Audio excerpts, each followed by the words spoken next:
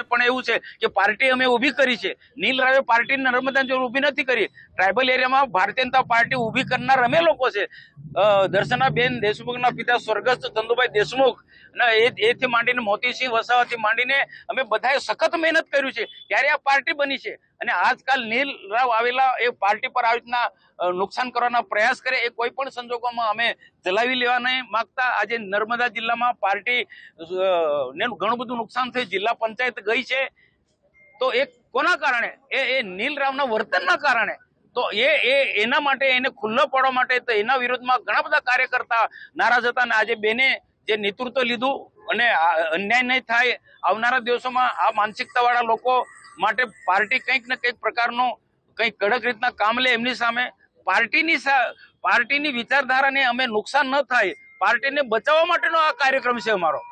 તો આવનારા દિવસોમાં અમે પ્રદેશે જે બોલાયા છે, પ્રદેશનું માન રાખ્યું છે.